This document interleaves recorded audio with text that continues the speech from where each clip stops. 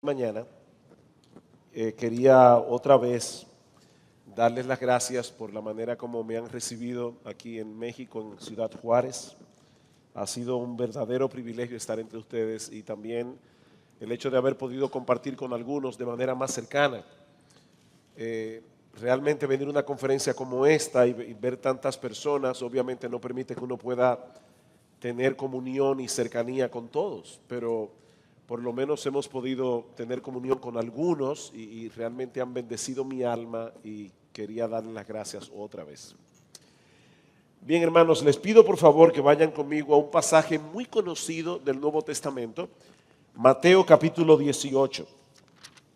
Mateo capítulo 18, versículo 15. Este es uno de los textos claves del Nuevo Testamento con respecto a la disciplina de la iglesia. Pero no se asusten, esta noche no vamos a hablar de la disciplina. Yo más bien quisiera llamar vuestra atención en esta noche a una enseñanza que este texto da por sentado. Si tu hermano peca contra ti, ve y repréndele estando tú y él solos. Si te oyere, has ganado a tu hermano. Esta exhortación da por sentado algo, da por sentado una relación filial entre los creyentes que no permite que seamos indiferentes cuando vemos a uno de los nuestros que no anda bien. Pero ahora noten, mas si no te oyere, toma aún contigo a uno o dos para que en boca de dos o tres testigos conste toda palabra. Si no los oyere a ellos, dilo a la iglesia. ¿A qué iglesia? Evidentemente no puede ser la iglesia universal. Cristo se está refiriendo a la iglesia local. Y aún hoy con el internet se pudiera decir esto a la iglesia local y no tendría sentido. Y si no oyere a la iglesia, aquí tenemos una iglesia que oye un reporte, una iglesia que puede hablar, entonces tenle por gentil y publicano. En otras palabras, la persona en cuestión debe ser removida de la membresía de la iglesia local como si fuera un inconverso. No estamos diciendo que lo sea. Puede ser que sea un creyente en muy mal estado espiritual, pero en lo que respecta a lo que la iglesia puede ver del testimonio público y externo de la persona, debe ser tratado como un gentil y publicano, es decir, como alguien que no pertenece al pueblo de Dios. Ahora, hermanos, obviamente el Señor está presuponiendo aquí que todos aquellos que profesen ser cristianos deben ser miembros de una iglesia local, porque nadie puede ser excluido si no ha sido primero incluido. Mis hermanos, la membresía de la iglesia local no es opcional para el cristiano. La iglesia es el cuerpo de Cristo. Tengo un pastor amigo que dice, si tú profesas ser cristiano y no perteneces a ninguna iglesia local, deberías estar en un banco de órganos. Porque todos los miembros del cuerpo están unidos a un cuerpo. Nunca hemos visto, ¿verdad?, una mano andando sola por ahí. Como vimos en el día de ayer, la iglesia ocupa un lugar central, un lugar importantísimo, vital en el plan redentor de Dios, y debe ocupar un lugar central en la vida de todo cristiano. En ella el creyente es pastoreado, es cuidado, nutrido. Es en la iglesia donde ponemos nuestros dones en operación, donde podemos llevar a cumplimiento todos esos deberes que aparecen en el Nuevo Testamento de unos a otros, alentados unos a otros, exhortados unos a otros, servíos unos a otros, orad unos por otros. Nadie podrá desarrollar y mantener una vida espiritual estable, saludable y balanceada a menos que sea parte activa de una iglesia local. Sin embargo, a pesar de lo importante que es la iglesia para el creyente y para el testimonio de la verdad en el mundo, mis hermanos, seamos francos. La iglesia de este lado de la eternidad está muy lejos de ser una comunidad perfecta. Y eso lo evidencia el mismo texto de Mateo 18. Si tu hermano peca contra ti, Cristo está presuponiendo que es muy probable que en la iglesia alguien peque contra ti. Eso va a pasar. Los miembros que componen la iglesia no son perfectos, cada uno de ellos se encuentra en un proceso de madurez y crecimiento que no siempre será indoloro. Nosotros vivimos en un edificio de apartamentos de varias plantas, no sé cómo se dice aquí, de varios pisos. Estamos en un séptimo piso, en una séptima planta. Y resulta que las personas que han comprado ya en 2 ocasiones diferentes el apartamento que está encima del nuestro, precisamente encima del nuestro, lo han remodelado 2 veces. Remodelaciones de meses. Eso es incómodo. Miren, tener una gente encima del techo de uno, boom, boom, boom, el día entero, eso es incómodo. Cuando el apartamento al lado tuyo, arriba de ti, abajo de ti, lo están remodelando, hay un momento que uno quiere de verdad coger un avión y irse. Bueno, déjame decirte algo, al hermano tuyo que está al lado de ti lo están remodelando. Y eso tiene sus inconvenientes. Eso tiene sus inconvenientes. Estamos en remodelación. Y cuando los creyentes no están conscientes de esa realidad, en vez de beneficiarse de ser parte de una iglesia, muchas veces terminan encontrando en la iglesia muchos tropiezos innecesarios al haberse forjado expectativas irrealistas que fueron luego frustradas. ¿Cuál es la realidad de la iglesia de este lado de la eternidad? Mientras se encuentre militando en este mundo caído, ¿cuáles son las expectativas que nosotros deberíamos tener con respecto a la iglesia? No el ideal de lo que nosotros quisiéramos, sino de lo que la iglesia es. Bueno, ese es el tema que yo quisiera considerar con ustedes en esta noche. Y honestamente, déjenme adelantarles algo. Yo tengo un propósito esta noche. Yo quiero que usted salga hoy de aquí enamorado de la iglesia local. Ese es mi propósito. Si yo no logro eso, yo fracasé. Yo quiero enamorarte de la iglesia. La iglesia es la esposa de Cristo. Y yo creo que hay creyentes que aunque no lo dicen con la boca, la actitud que tienen es: Señor, contigo hasta el fin del mundo. Pero a la esposa tuya no la aguanto.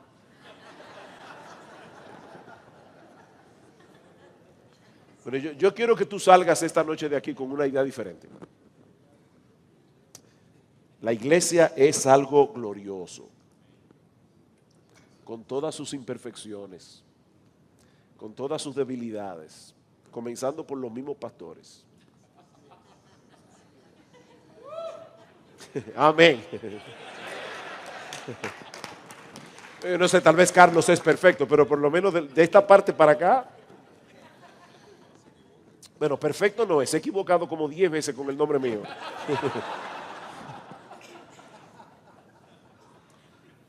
Hermanos, ¿cuál es la realidad de la iglesia? Bueno, yo quiero mostrarle 3 aspectos de la realidad de la iglesia en este mundo caído, la realidad de la iglesia de este lado de la eternidad. En primer lugar, la realidad de su composición mixta. La realidad de su composición mixta. Idealmente hablando, las iglesias locales deberían estar compuestas únicamente por creyentes, por personas que han sido transformadas por el poder de Dios, que han experimentado un nuevo nacimiento. Esa es una de las diferencias fundamentales entre el pueblo de Dios del antiguo pacto y el pueblo de Dios en el nuevo pacto. En el Antiguo Testamento, todos los israelitas circuncidados pertenecían al pueblo de Dios, independientemente de la condición de su corazón. No todos eran salvos, obviamente. Sin embargo, todos disfrutaban de los privilegios, de los beneficios de ser parte del pacto, de ser parte de la nación con la que Dios había hecho un pacto. Pero en el libro de Jeremías, Dios anuncia la llegada de un nuevo pacto, muy diferente del anterior. Dice Jeremías: he aquí que vienen días, dice Jehová, en los cuales haré nuevo pacto con la casa de Israel y con la casa de Judá. Y Dios dice claramente: este nuevo pacto va a ser diferente del anterior, porque en este pacto que Dios va a hacer, en el que estamos ahora nosotros envueltos, dice: yo daré mi ley en su mente, la escribiré en su corazón. Todas las personas que pertenecen al nuevo pacto han sido regeneradas, tienen la ley escrita en el corazón, de manera que ya no dirá, no enseñará más ninguno a su prójimo ni ninguno a su hermano diciendo: conoce a Jehová, porque todos me conocerán, desde el más pequeño de ellos hasta el más grande, dice el Señor, porque perdonaré la maldad de ellos y no me acordaré más de su pecado. Todos los que realmente componen la comunidad de Dios en el nuevo pacto son personas perdonadas, son personas regeneradas, son personas que conocen al Señor. Así que idealmente hablando, todos los miembros de la iglesia que son miembros del nuevo pacto deberían ser cristianos. En 1 Corintios, Pablo le escribe diciendo: Pablo, llamado a ser apóstol por la voluntad de Dios, y el hermano Sóstenes, a la iglesia de Dios que está en Corinto, a los santificados en Cristo Jesús, llamados a ser santos con todos los que en cualquier lugar invocan el nombre de nuestro Señor Jesucristo. Así es como Pablo describe la iglesia de Corinto. Es obvio que Pablo tenía en mente a un grupo de creyentes. Es por eso, hermanos, que en nuestra iglesia, cuando alguien quiere ser miembro, los pastores los entrevistamos y tratamos de verificar que ciertamente hay evidencia en la persona de que entendió el evangelio, de que hay frutos de conversión, frutos de salvación en su vida. Y luego que los pastores ya entrevistamos a la persona, lo traemos delante de toda la iglesia, porque es la iglesia la que recibe a los miembros, y les damos una oportunidad a los hermanos, por lo menos de un mes, para saber si alguien en la iglesia tiene alguna objeción con respecto a que esta persona sea bautizada y recibida como miembro de la iglesia. Nosotros no queremos que sean creyentes maduros los que entran a la iglesia, pero que sean creyentes. Obviamente no pueden ser creyentes maduros porque se acaban de convertir. El Señor dice claramente: id y haced discípulos a todas las naciones, bautizándolos y enseñándoles. No es al revés, bautizándolos y enseñándoles, pero sí que manifiesten los frutos de un verdadero arrepentimiento y de fe en el Señor. Sin embargo, hermanos, por más cuidadosos que seamos los pastores, ninguna iglesia del mundo puede garantizar que un inconverso no va a entrar en la membresía. Eso es imposible. Nuestro juicio es falible. Nuestro conocimiento es limitado. Nosotros podemos evaluar los frutos externos de una persona, pero no podemos ver el corazón. Es por eso que en el proceso de la disciplina eclesiástica, Cristo mismo establece la posibilidad de excluir de la membresía a algunos que habían sido previamente incluidos. Y Cristo mismo dice: ténganlos por gentil y publicano. Aún durante la época apostólica, inconversos se colaron en la vida de la iglesia. Simón el mago fue bautizado por el apóstol Pedro. Y algunos inconversos llegaron al liderazgo. Hermanos, yo le doy gracias al Señor de que el apóstol Pablo fue inspirado por el Espíritu Santo a escribir en una de sus cartas: os saluda Demas, mi colaborador. Y en otra carta tuvo que escribir: Demas me ha desamparado amando este mundo. Y uno se pregunta: Pablo, un hombre con tanto discernimiento, ¿no pudo darse cuenta que Demas era un falso? Cuando se reunían Timoteo, Tito, Epafrodito, Pablo y Demas a orar, ¿no era evidente que las oraciones de Demas eran huecas? No. A Pablo se le pasó. Y lo que es todavía más extraño, Pablo recibía revelaciones directas del Señor. ¿Por qué Dios, el Señor Jesucristo, no le dijo a Pablo: Pablo, cuídate de Demas, es un falso? Cristo dejó que Demas llegara al equipo pastoral de Pablo. Y el Espíritu Santo quiso que eso quedara registrado en el Nuevo Testamento, para que la iglesia del Señor a lo largo de todos los siglos supiera que eso es posible. Es por eso que las cartas del Nuevo Testamento no asumen que todos los que pertenecen a la iglesia son creyentes. ¿Recuerdan lo que citamos 1 de Juan capítulo 2 versículo 19? Salieron de nosotros porque no eran de nosotros, porque si hubieran sido de nosotros habrían permanecido con nosotros, pero salieron para que se manifestara que no todos son de nosotros. Queridos hermanos, esa es una realidad que afecta la vida de la iglesia de este lado del cielo. Hay inconversos en la iglesia que son miembros, en la mayoría de las iglesias. Por más clara que sea la predicación de la palabra, por más cuidadosos que sean los pastores al examinar la profesión de fe, ninguna iglesia bajo el cielo puede garantizar 100% que todos los que pasen a ser miembros serán creyentes. Pero en segundo lugar, tenemos que considerar de la iglesia la realidad de su lucha, la realidad de su composición mixta, pero también la realidad de su lucha. No todos los pecados que afectan a la iglesia son cometidos por inconversos dentro de la iglesia.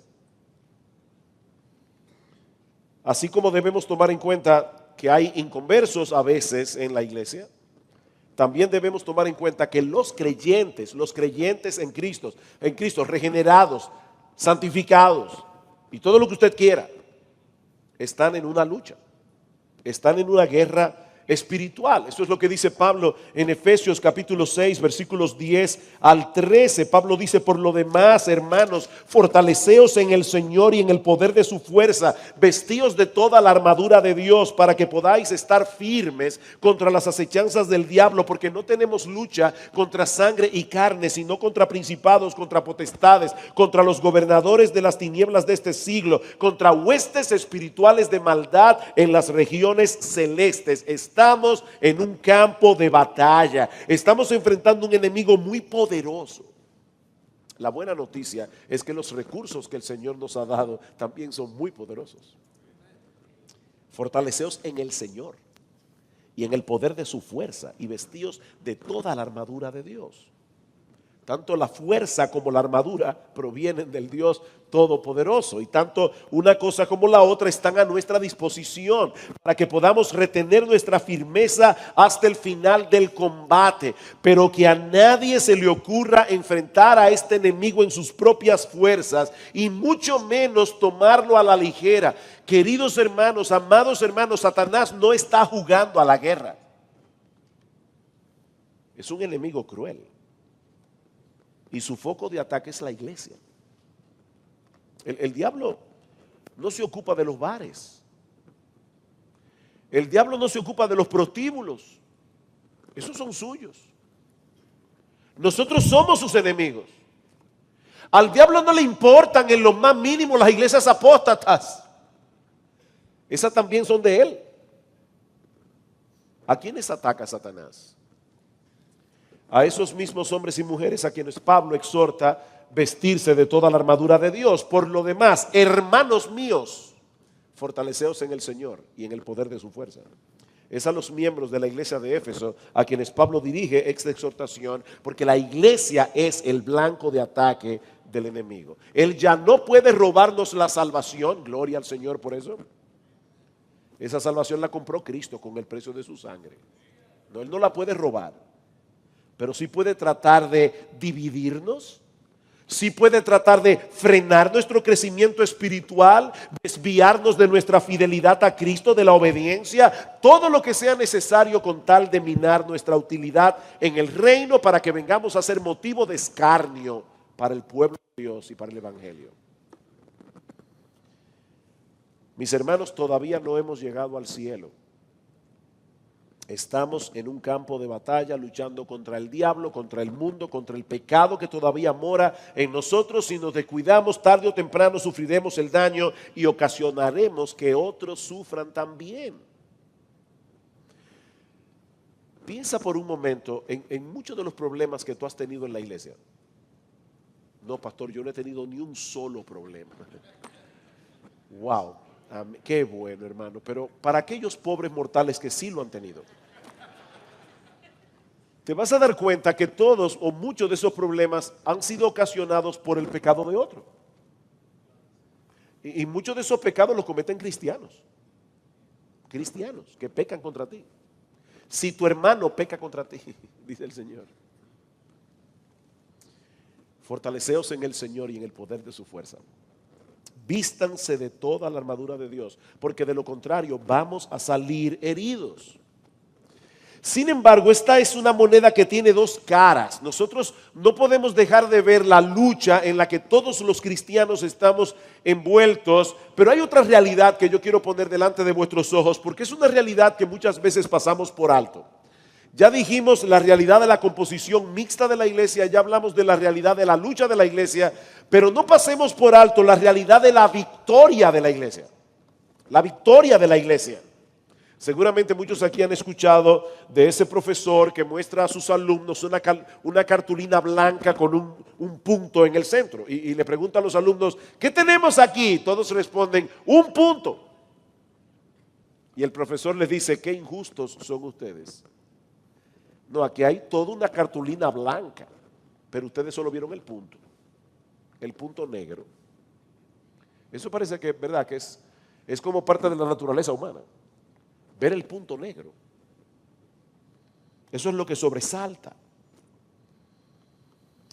Nos concentramos en lo negativo y fácilmente perdemos de vista todo lo que se está haciendo bien. Por eso, cuando pensamos en el pueblo de Dios, vamos a ser honestos otra vez. Cuando pensamos en el pueblo de Dios, muchas veces lo primero que suele venir a nuestras mentes es el punto negro en la cartulina. ¿Saben por qué? Porque el resto lo damos por sentado.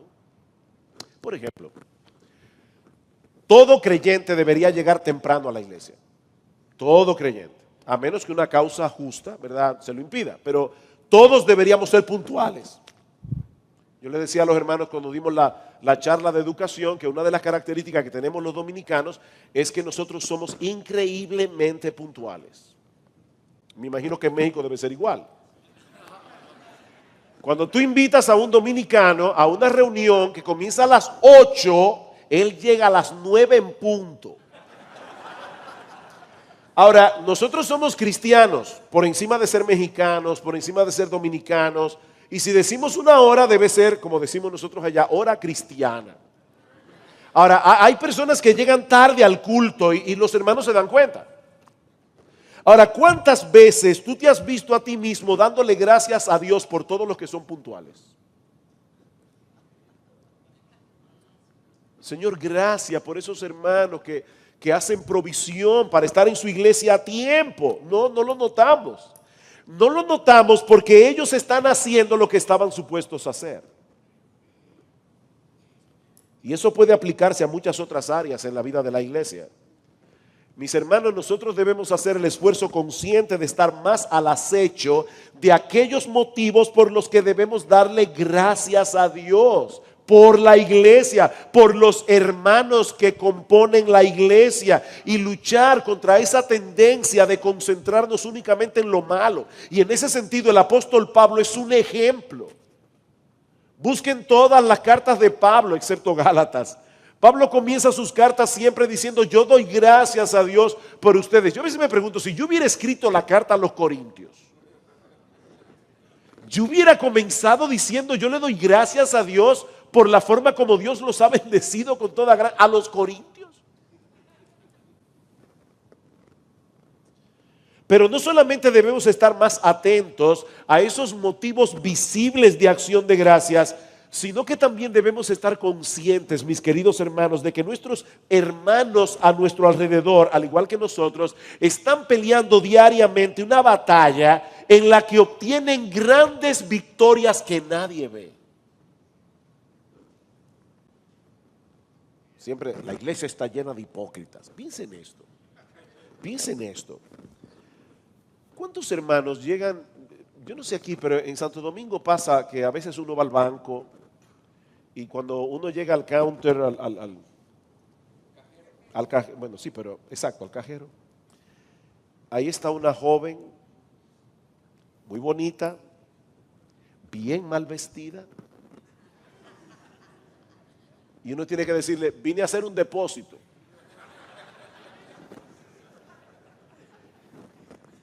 Eso nadie lo vio. El hermano que quitó la vista para no ver lo que no debía ver, nadie lo vio. Eso fue algo que sucedió entre él y Dios. El hermano que estaba viendo televisión y salió de repente una escena que él no debía ver, inmediatamente cambió el canal. El hermano que cerró sus labios para no descargar su ira contra ese conductor imprudente que se metió en vía contraria y casi te arrolla. Y el hermano estaba a punto ya y dijo, no, yo soy cristiano.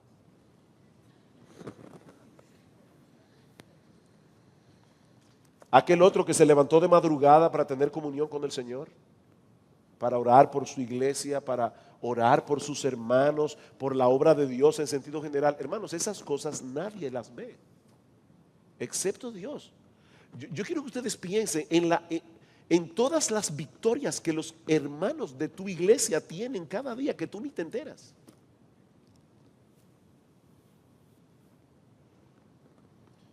Son grandes victorias, obtenidas con gran determinación y en dependencia de Dios. Mis hermanos queridos, el pecado suele hacer ruido. Y fácilmente podemos llevarnos la impresión de que todo se está cayendo en pedazos. Como Elías, Señor, solo yo he quedado. No, Elías, eso no es verdad. Eso no es verdad, Elías. Hay 7,000 que no han doblado sus rodillas delante de Baal, pero tú no lo sabías. Tú no lo sabías. La realidad de la obra que Dios está haciendo en medio nuestro, mi querido hermano, mi querida hermana, es mucho más amplia de lo que nuestros ojos ven. Sí, estamos en una lucha. Lamentablemente algunos han sido heridos y seguramente no serán los únicos. Pero mira a tu alrededor, mi hermano. Mira a tu alrededor. Porque hay muchos aquí en esta iglesia en Juárez, que tienen años corriendo la carrera. ¿Cuántos años tiene esta iglesia? 35. Como 35 años. Hay personas aquí que seguramente tienen 30 años, 20 años, 15 años, 10 años. Corriendo la carrera con mucha dificultad, a veces a campo traviesa. Y siguen corriendo. Con los ojos puestos en Jesús, el autor y consumador de nuestra fe. ¿Sabes qué es eso, mi amado hermano? Una muestra tangible del cuidado y la protección de Dios sobre su iglesia. Una muestra tangible del cuidado de Dios sobre sus hijos. Y a la luz de esa realidad, ahora nos preguntamos, entonces, ¿cuál debería ser nuestra expectativa de la iglesia en este mundo caído? Tomando en cuenta la realidad de su composición mixta, tomando en cuenta la realidad de su lucha, tomando en cuenta la realidad de su victoria, ¿cuál es la expectativa? ¿Qué debemos esperar de la iglesia?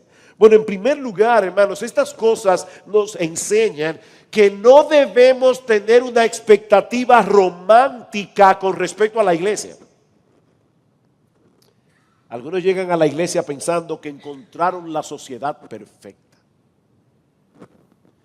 Por fin, aquí todos se aman. Aquí nadie juzga al hermano. Aquí no hay chismosos. Todos están deseosos de servir a los demás. Aquí no hay egoísmo, aquí no hay orgullo.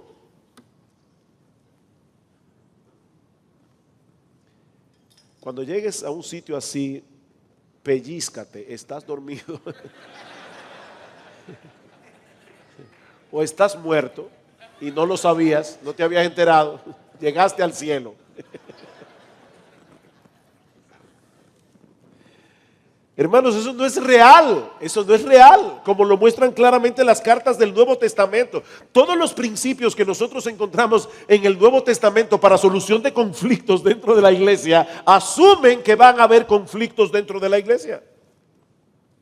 Pensemos por un momento en el contexto de la iglesia.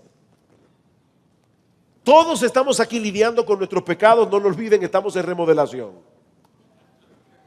Sometidos a una amplia gama de tentaciones en diferentes niveles de crecimiento espiritual, en diferentes condiciones espirituales. Hay hermanos que están encendidos en fuego, hay otros que están languideciendo a punto de morir en la misma iglesia. Provenimos todos de trasfondos culturales, trasfondos sociales, educacionales, económicos diferentes. Lo que tal vez para ti es una mala educación, para el hermano es la cosa más natural del mundo. Por eso es que Mark Dever dice, tú quieres saber si tu nueva vida es real, comprométete con un grupo de pecadores salvados, intenta amarlos, no lo hagas durante semanas ni durante meses, hazlo durante años y entonces descubrirás si tú amas a Dios o no. Haz la prueba. Entre nosotros hay nuevos creyentes que todavía tienen trazas de su antiguo patrón de vida. Hay otros que han llegado con mucho entusiasmo, pero con poca sabiduría.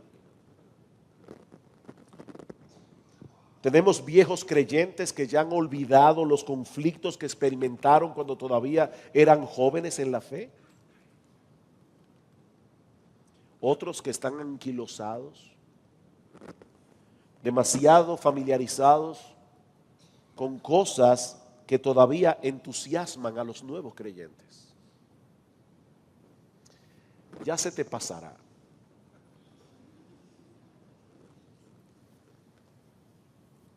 Tengo contra ti, le dice el Señor a la iglesia de Éfeso, que has perdido tu primer amor. Has perdido tu primer amor. Imagínate a una esposa que le dice a su marido, mi amor, déjame decirte algo. Mira, yo voy a seguir planchando tus camisas, yo voy a seguir haciéndote la lavandería, voy a hacerte la comida, voy a atenderte. Yo voy a hacer todo lo que una esposa modelo debe hacer. Ahora déjame decirte algo para que estemos claros. Yo estoy enamorada de otro hombre. El esposo no le va a decir, bueno, pero por lo menos vas a seguir haciendo todas las otras cosas.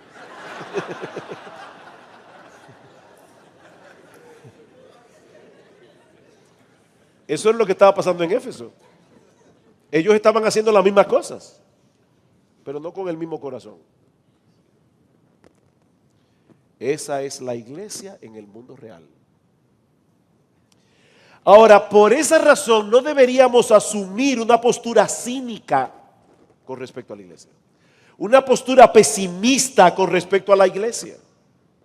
Esos mismos que llegan a la iglesia con una visión romántica son los que generalmente se van despavoridos cuando ven la realidad.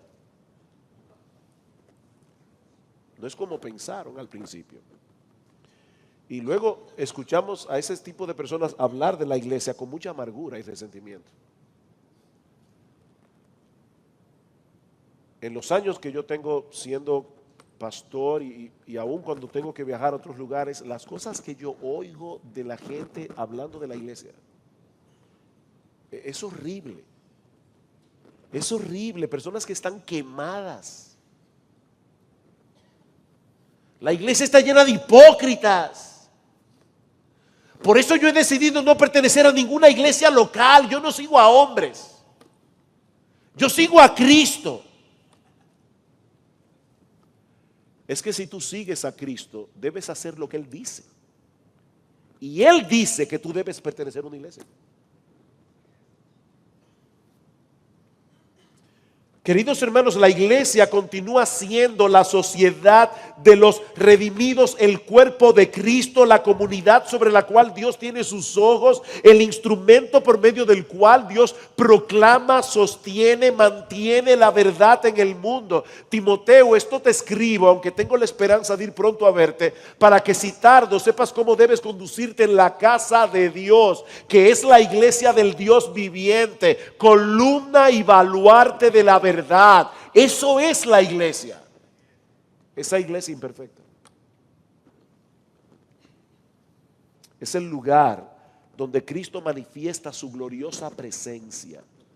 Cuando 2 o 3 se congregan en su nombre. wow, Cristo viene y se hace presente en su iglesia. Eso no sale por internet. Eso no sale en la grabación. Hay que estar aquí. Cuando Cristo se pasea en medio de los 7 candeleros de oro, hay que estar aquí. Eso no se experimenta en ningún otro lugar. Estar en la iglesia en el día del Señor, con el pueblo del Señor, escuchando la palabra del Señor. No hay nada que sea más valioso que eso. Eso es glorioso, hermanos, eso es glorioso. Es en la iglesia donde operan los dones que Cristo da a su pueblo para edificar a sus santos. Ese es el pueblo con el que tenemos comunión ahora y con el que tendremos comunión por toda la eternidad. Sí debemos tener una expectativa realista de la iglesia de este lado de la eternidad, pero no una perspectiva pesimista de la iglesia. A lo largo de los siglos, la iglesia de Cristo ha tenido que pelear muchas batallas. Muchos han celebrado anticipadamente la desaparición de la iglesia. Pero me encanta como dice alguien, han repicado las campanas, han anunciado su muerte, han publicado la esquela mortuoria, pero el cadáver nunca ha aparecido. La iglesia sigue aquí, porque Cristo dijo que las puertas del Hades no prevalecerán contra ella.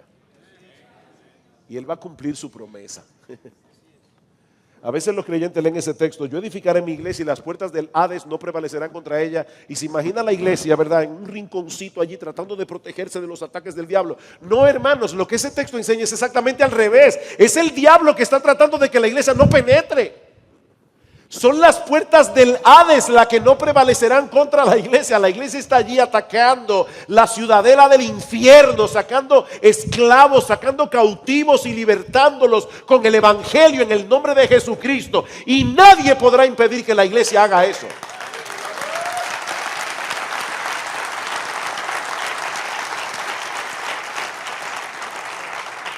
Es en ese contexto, hermanos, que nuestro Dios y Padre está obrando en nuestros corazones para conformarnos cada vez más a la imagen de nuestro Señor Jesucristo. ¿Alguna vez te has puesto a pensar que esos problemas que te desaniman de la iglesia son los que Dios está usando para transformarte? Ese es el cincel.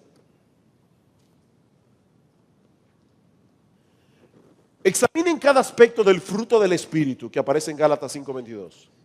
Y ustedes se van a dar cuenta que todos crecen únicamente en medio del problema.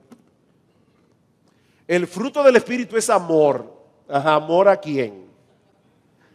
Amor al que te cae bien, amor al que te sirve, amor al que es incondicional contigo. No, eso no es un fruto del Espíritu, porque hasta los impíos aman a la gente que los aman.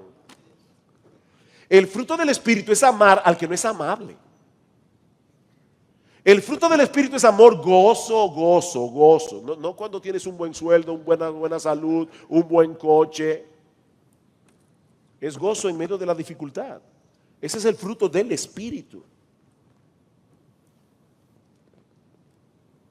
Hay un dato curioso en el Antiguo Testamento. El dato curioso es que cuando Dios ordenó que construyeran el templo de Salomón, dio una directriz de verdad curiosa. Él decía: yo quiero que corten la piedra en la cantera exactamente como va a encajar dentro de la construcción del templo, porque yo no quiero que durante la construcción del templo haya ruido. Así que cortaban la piedra en la cantera, la traían al templo y colocaban la piedra en silencio, sin ruido, construyendo el templo de Salomón. Y un teólogo puritano decía: eso es exactamente lo que está pasando con la iglesia. Nosotros somos piedras vivas. El problema es que aquí estamos en la cantera. El ruido está aquí. Pero cuando lleguemos allá, vamos a ver un templo que se va a hacer en silencio y sin ruido. Pero aquí hay ruido. Problemas vendrán, Algunos quedarán postrados en el camino sirviendo de escarnio al evangelio y al pueblo del Señor, pero aún así Cristo seguirá edificando a su iglesia porque Él se comprometió a presentársela a sí mismo como una iglesia gloriosa, que no tuviese mancha ni arruga ni cosa semejante, una iglesia que será santa y pura. Y Cristo verá eso. Cristo seguirá usando hombres y mujeres débiles para hacer su obra. Y mis hermanos, todos nosotros tenemos el privilegio de ser parte de esa empresa para la gloria de Dios y la expansión de su reino. Yo quiero ahora llevarnos al futuro. Yo quiero ahora ayudarte a contemplar la iglesia, no como la iglesia es, sino como la iglesia será. Vayan conmigo a Apocalipsis, capítulo 19. Apocalipsis, capítulo 19. Y por favor, hermano, activa tu imaginación. Apocalipsis es un libro apocalíptico, literatura apocalíptica. La literatura apocalíptica se vale de muchas figuras para impactar nuestra imaginación. ¿Qué te impacta más? Que salga un titular mañana en el periódico que diga, bueno, voy a decir por lo menos República Dominicana, porque tal vez México es diferente. Un titular que diga, la corrupción ha llegado a todos los niveles del gobierno. O un titular que diga, el pulpo de la corrupción arropó al palacio. ¿Cuál titular te impacta más? El pulpo de la corrupción. Bueno, eso es lo que hace Apocalipsis. Apocalipsis nos habla en figuras que despiertan nuestra imaginación. Dice en Apocalipsis capítulo 19, versículo 6, y oí como la voz de una gran multitud, como el estruendo de muchas aguas y como la voz de grandes truenos que decía, aleluya, porque el Señor nuestro Dios Todopoderoso reina. Gocémonos y alegrémonos y démosle gloria, porque han llegado las bodas del Cordero y su esposa se ha preparado. ¿No puedes tú amar a esa esposa ahora? Porque si no puedes amarla ahora, tal vez tú no vas a estar ahí. Apocalipsis 21. Vi un nuevo cielo y una nueva tierra, porque el primer cielo y la primera tierra pasaron y el mar ya no existía más. Y yo, Juan, vi la santa ciudad, la nueva Jerusalén, descender del cielo de Dios, dispuesta como una esposa, ataviada para su marido. ¿De qué está hablando Juan aquí? De la iglesia. Por favor, hermano, no es que vamos a vivir en una ciudad cúbica. No. Juan está describiendo la iglesia.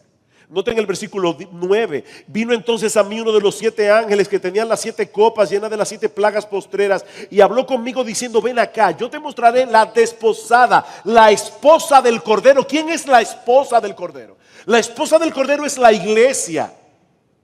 Y ahora Juan, en un lenguaje simbólico, va a comenzar a describir la iglesia futura, la iglesia glorificada, como si fuera una ciudad extraordinaria. Y dice, me llevó en el espíritu a un monte grande y alto y me mostró la gran ciudad santa de Jerusalén, que descendía del cielo teniendo la gloria de Dios, y su fulgor era semejante al de una piedra preciosísima como piedra de jaspe, diáfana como el cristal. Eso será la iglesia.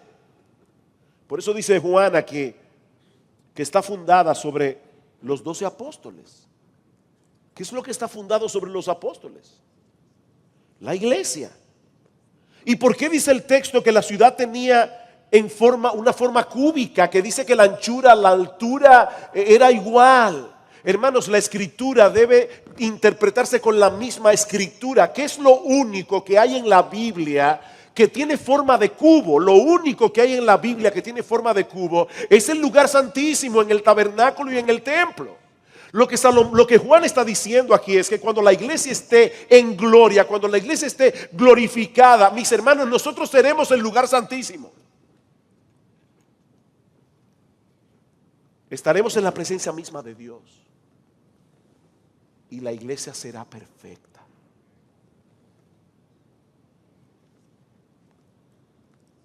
Pudiéramos nosotros comenzar a contemplar ese final glorioso con los ojos de la fe, de tal manera que nuestros corazones se llenen de admiración adelantada por la iglesia, por esa iglesia que compartirá de ese modo la gloria de Dios.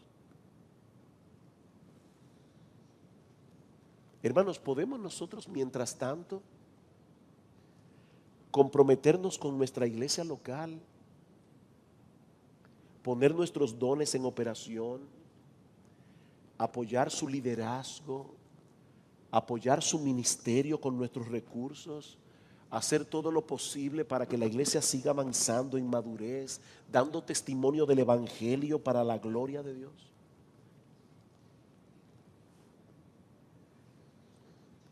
El problema es que muchas veces nosotros nos divorciamos emocionalmente de la iglesia y comenzamos a ver la iglesia como algo que está fuera de nosotros. ¿Alguna vez te has puesto a pensar que tú eres parte del problema de tu iglesia y que tú eres parte de su solución? En la iglesia no hay amor. ¿En cuál iglesia? En la tuya. Tú te imaginas a un esposo, a un señor, perdón, que está en un parque y de repente llega otra persona que no se conocen entre sí, comienzan a hablar y de repente pasa una mujer y este hombre le dice al otro hombre: ¿tú ves esa mujer que está allí? A mí me da una pena. ¿Y por qué te da pena? Oye, porque esa mujer tiene un matrimonio tan desgraciado, pero desgraciado, desgraciado, desgraciado. Esa mujer es infeliz, tiene un matrimonio, pero miserable. ¿Y tú cómo lo sabes? Ah, porque yo soy su esposo. Oye, escúchame. La gente dice, la iglesia, la iglesia, ¿y cuál iglesia? Tú eres parte de la iglesia.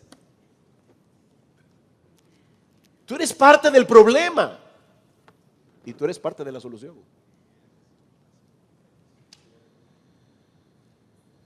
Oh, mis hermanos, que el Señor nos ayude a cultivar una pasión creciente por la iglesia, en la misma medida en que se acrecienta nuestra pasión por Él. No se puede tener pasión por Jesús sin tener pasión por su cuerpo, sin tener pasión por su esposa, por esa esposa por la que Él derramó su sangre en la cruz del Calvario.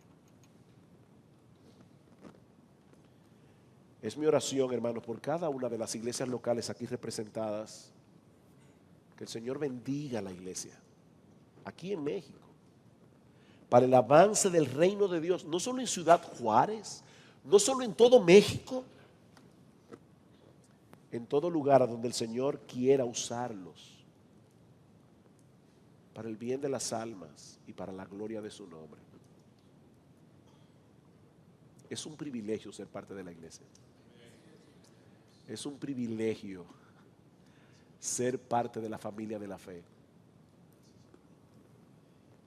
Es glorioso ser miembro de la iglesia. Que el Señor bendiga su palabra. Vamos a orar. Padre, nosotros queremos darte gracias por darnos otra vez la oportunidad de predicar tu palabra. Pero Señor, gracias por la iglesia. Gracias por estas piedras vivas que todavía están siendo pulidas aquí en la cantera, hasta que nosotros lleguemos a aquel día, Señor,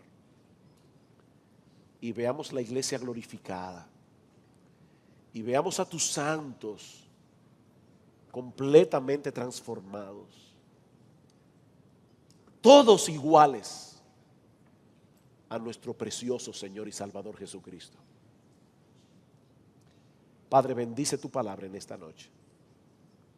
Aplícala, Señor, con poder en el corazón de cada uno de tus hijos, conforme a su necesidad, porque te lo suplicamos en el precioso, glorioso, exaltado nombre de nuestro bendito Señor y Salvador Jesucristo. Amén y amén.